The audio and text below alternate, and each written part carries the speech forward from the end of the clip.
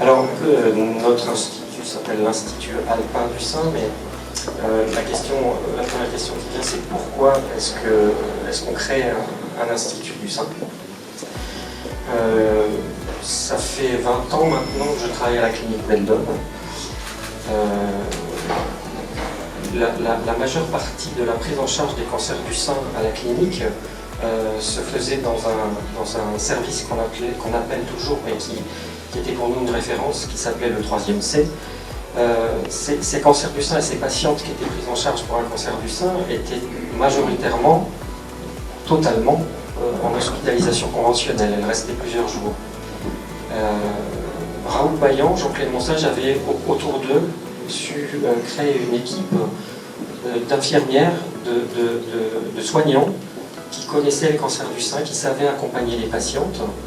Et je ne crois pas avoir une fois entendu un mauvais retour sur cette prise en charge du cancer du sein. Elle était certes limitée à l'hospitalisation de quelques jours, mais elle était très importante. On peut penser ce qu'on veut de l'ambulatoire, toujours est-il que maintenant on est un peu obligé de prendre en charge les patients en ambulatoire. Et donc tout ça est tombé. Cette prise en charge a quasiment disparu et il nous fallait accompagner les patientes, si possible avant la chirurgie, mais surtout après la chirurgie. Et l'Institut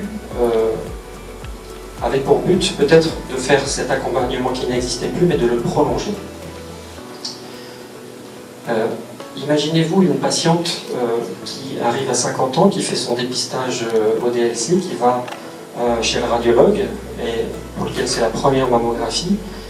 Et cette première mammographie ne se passe pas très bien, puisque le radiologue revient la voir en lui disant on va peut-être faire des clichés complémentaires. Il y a un nodule, il y a peut-être une tumeur, il y a des calcifications.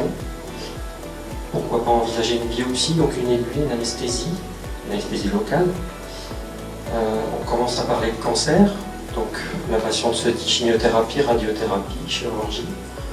On rencontre le chirurgien vous parle d'incision, vous parle peut-être de mastectomie, de ganglion sentinelle, maintenant il y a l'armée qui s'en mêle. Tous ces termes-là, c'est ceux qu'on emploie et ceux qu'on est obligé d'employer. Mais dans notre pratique quotidienne, la bienveillance, elle n'est pas au premier plan, en tout cas pour nous. Et donc, on ne peut pas gérer tout seul une patiente atteinte d'un cancer du sein, il faut une équipe. Le parcours de soins d'une patiente, c'est le diagnostic, le traumatisme du diagnostic, les traitements. Moi, je n'interviens qu'en tant que chirurgien, et pour l'instant, je n'interviens pas dans la suite de la prise en charge, ou très peu. Je reçois des nouvelles, je vois les patientes en surveillance, mais je dépiste la récidive. Je ne les accompagne pas vraiment.